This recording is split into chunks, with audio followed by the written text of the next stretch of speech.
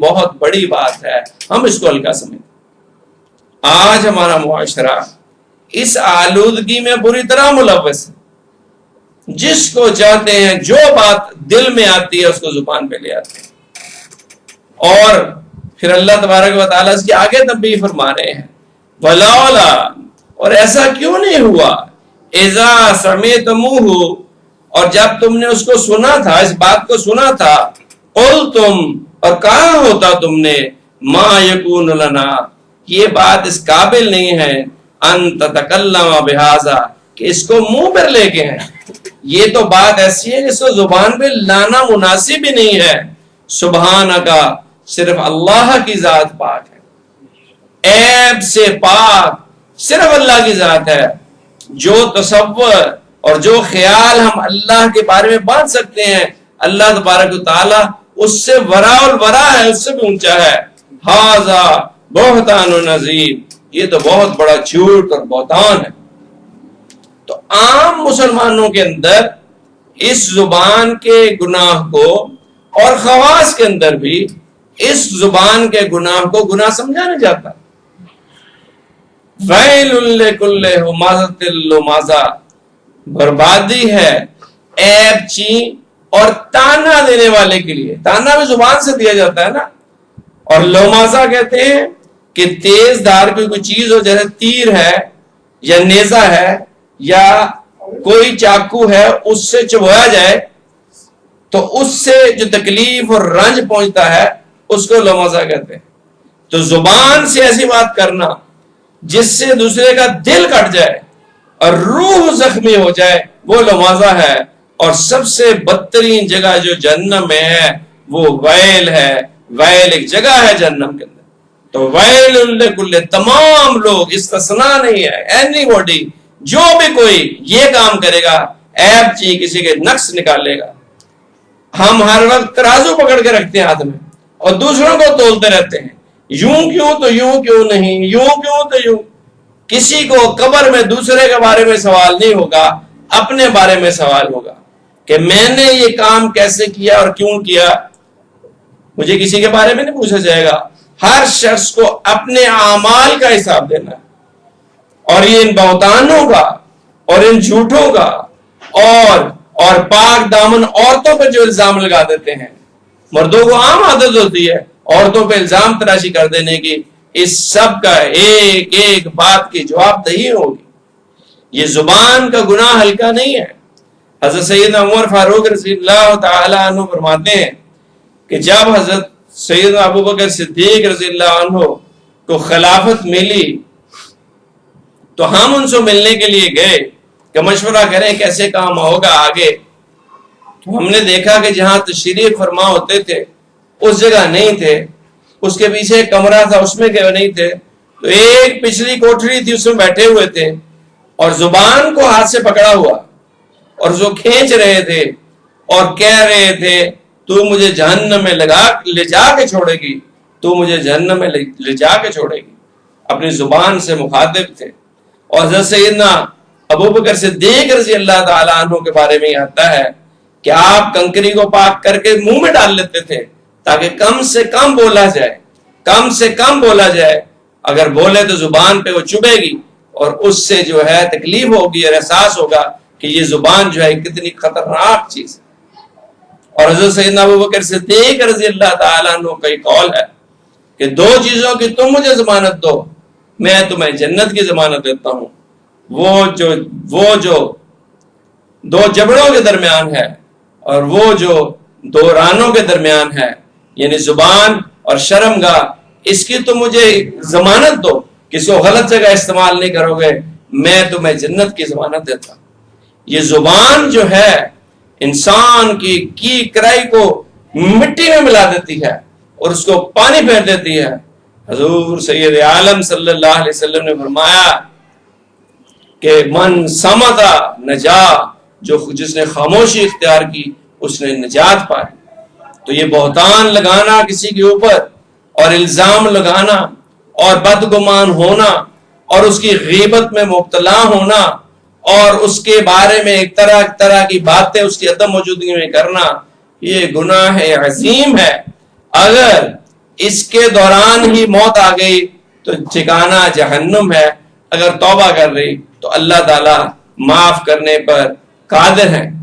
یعظکم اللہ، اللہ تم کو سمجھاتا ہے، ان تعودوا لمثلہ ابدا، پھر ایسا کام کبھی نہ کرنا، ابدا، قیامت تک کے مسلمان متنبع ہو جائیں کہ ایسا کام کبھی نہ کریں.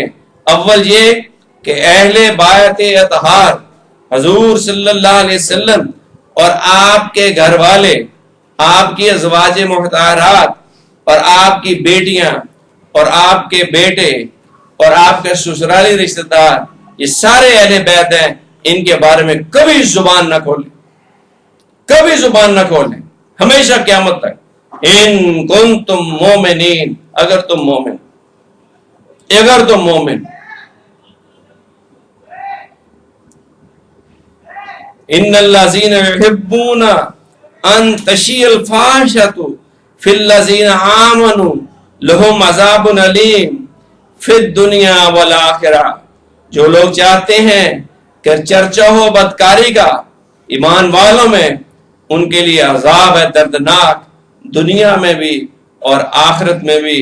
واللہ یعلم وانتم لا تعلمون، اور اللہ جانتا ہے کہ عائشہ صدیقہ کون ہے اور تم نہیں جانتے کہ عائشہ صدیقہ کا کیا مقام.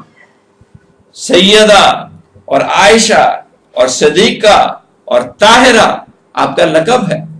حضرت مجدد صاحب رحمۃ اللہ تعالی علیہ نے لکھا ہے کہ میں نے اپنے والد صاحب سے سنا تھا، جو اہل بیت کے لیے ایصال ثواب کرے، ہر جمعرات کو کھانا پکا کے غریب لوگوں کو کھلا دے ایصال ثواب کی نیت سے، تو اس کو جان نکلتے وقت آسانی ہوتی ہے اور مرتے وقت کلمہ نصیب ہوتا ہے. میرا معمول رہا اسی طرح کہ جمعرات کو کھانا پکا کے غریبوں میں کھلا دیتا. ایصال ثواب اس طرز میں جائز ہے کہ کھانا پکا کے غریبوں کو کھلایا جائے اور کہا جائے کہ اے اللہ جو میں نے کھانا پکایا اس کو قبول اور منظور فرما، اور اس کا ثواب، ہدیہ اور تحفہ حضور سید عالم صلی اللہ علیہ وسلم اور ان کے اہل بیت اطہار کو پہنچا، اور میرے والدین کو، جس کو بھی چاہے ایصال ثواب کر دے، یہ جائز ہے بالکل. تو کہتے ہیں کہ میں اہل بیت اطہار کا نیت کرتا تھا، اس میں سیدہ عائشہ صدیقہ کا نام بالخصوص نہیں لیتا تھا، اور اہل بیت سے عموماً یہ تصور یہی لیا جاتا ہے، کچھ فرقے کے لوگ اور کچھ اہل سنت بھی جو بولے والے ہیں وہ، کہ اس میں حضرت علی، حضرت فاطمہ، حضرت امام حسن اور حضرت امام حسین ہیں اہل بیت میں، باقیوں کو شامل نہیں کرتے. تو کہتے ہیں مکتوبات شریف میں لکھا ہے کہ میں نے خواب دیکھی کہ حضور صلی اللہ علیہ وسلم کی زیارت ہوئی اور آپ نے فرمایا کہ میں کھانا سیدہ عائشہ کے دسترخوان سے کھاتا ہوں، جس نے مجھے کھانا بھیجنا ہے وہ عائشہ کے دسترخوان پہ بھیجا کرے. تو کہتے ہیں اس سے میں نے تعبیر لی کہ ایصال ثواب میں حضرت سیدہ کو بھی بیچ میں شامل کرنا چاہیے. تو آپ کو بڑی فضیلت حاصل ہے حضرت سیدہ کو. تو ایک تو یہ ہے کہ قیامت تک یہ فیصلہ ہو گیا کہ سیدہ کا مقام بہت بلند اور بالا ہے، کیونکہ اللہ جانتا تھا، عام لوگ نہیں جانتے تھے کہ اس وقت حضور صلی اللہ علیہ وسلم کی موجودگی میں بھی منافقوں نے اور کچھ بولے والے مسلمانوں نے زبان درازی کی، اور بعد میں بھی آج تک کچھ باطل فرقے ان کے بارے میں نازیبہ باتیں کرتے ہیں، اور قرآن عادل اور شاہد ہے اس کے اوپر کہ آپ کا درجہ بلند اور بالا ہے. دوسری بات عمومی ہے، کیونکہ قرآن کے اصول اور قوانین قیامت تک آنے کے لیے ہیں. تو عمومی بات یہ ہے کہ مسلمانوں کو اپنی زبان بہت سوچ سمجھ کے کھولنی چاہیے.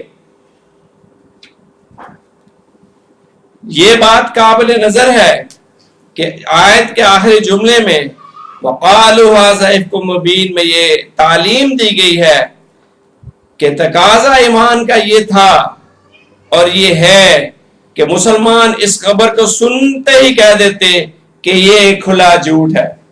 آج کے بھی مسلمان کسی کے منہ سے غلطی سے کوئی بات نکل جائے، غلط فہمی ہو جائے تو فوراً طور پر بدگمانی میں مبتلا نہ ہو جائے، فوراً اس کو رد کریں. ایسا نہیں ہو سکتا یہ بالکل جھوٹ اور کھلا تضاد اور غلط ہے۔ اس سے ثابت ہوا کہ کسی مسلمان کے بارے میں جب تک کسی گناہ یا عیب کا علم کسی دلیل شرعی سے نہ ہو جائے، اس وقت تک اس کے ساتھ نیک گمان رکھنا اور بلا کسی دلیل کے عیب و گناہ کی بات اس کی طرف منسوب کرنا اور جھوٹ قرار دینا عین تقاضۂ ایمان ہے۔ ہر آدمی دوسرے کے بارے میں کوئی بات سنے تو اس کو بلا تحقیق یقین نہ کر لے اور اس کو آگے بیان کرتا پھرے۔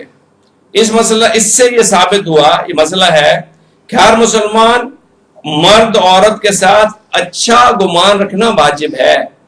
اب یہ نہیں ہے کہ میرے بارے میں لوگ کیا گمان رکھیں، میرے پہ واجب نہیں ہے، یہ آپ پہ واجب ہے کہ آپ گمان میرے بارے میں اچھا رکھیں۔ اس طرح میرے پہ واجب ہے کہ میں آپ لوگوں کے لیے گمان اچھا رکھوں جب تک شرعی سند کے ساتھ کوئی چیز غلط ثابت نہ ہو جائے، جب تک کسی دلیل شرعی کے ساتھ اس کے خلاف ثابت نہ ہو جائے۔ جو شخص بلا دلیل شرعی کے اس پر الزام لگاتا ہے اور اس کی بات کو رد کرتا ہے اور جھوٹا قرار دینا بھی واجب ہے، کیونکہ جو شخص بلا دلیل شرعی کے اس پر الزام لگاتا ہے اس کی بات کو رد کرنا اور جھوٹا قرار دینا بھی واجب ہے، کیونکہ وہ محض ایک غیبت اور مسلمان کو بلا وجہ رسوا کرنا ہے۔ تو یہ مسئلہ یہ ہے کہ جب آپ کے کانوں تک کوئی بات ایسی پہنچ جائے تو اس کو فوراً رد کریں کہ نہیں، ایسا نہیں ہو سکتا، اور مسلمان کی اس کی عدم موجودگی میں دفاع کریں۔ حدیث میں آتا ہے کہ جو اپنے مسلمان بھائی کا اس کی عدم موجودگی میں دفاع کرے گا تو قیامت والے دن اللہ تبارک و تعالی اس کا دفاع کریں گے جس وقت کسی کی مدد کرنے والا کوئی موجود نہیں ہوگا بجز اللہ تبارک و تعالی۔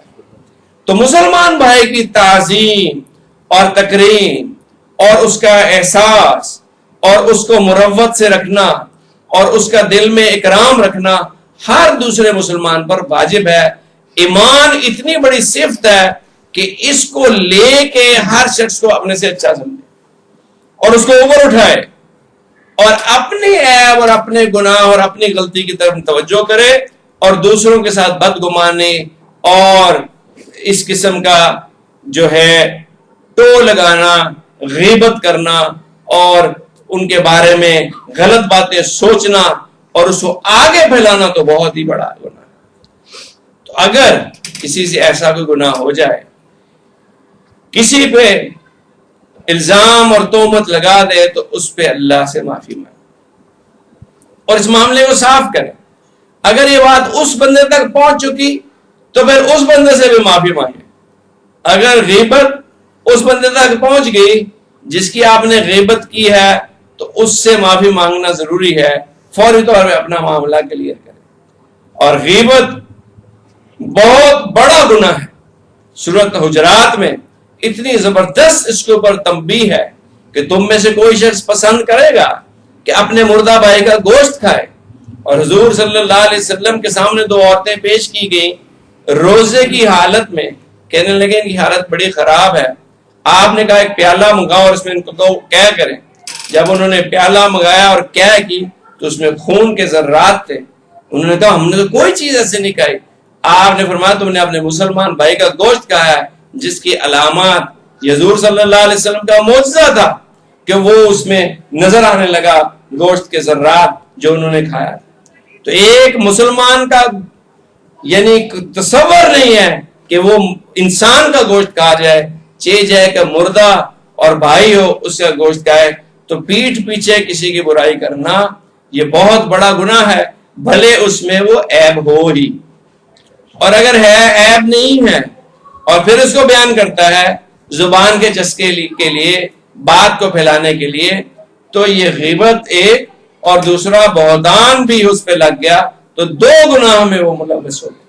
تو یہ ہمارے معاشرے میں آج کل بہت بات عام پھیلی ہوئی ہے، ہم زبان کے استعمال میں ذرا برابر تردد یا رکاوٹ نہیں محسوس کرتے۔ تو بزرگوں نے لکھا ہے کہ اس کی بہت فکر کریں۔ یہ ذکر و فکر کرنے سے، تلاوت اور مراقبہ کرنے سے دل کی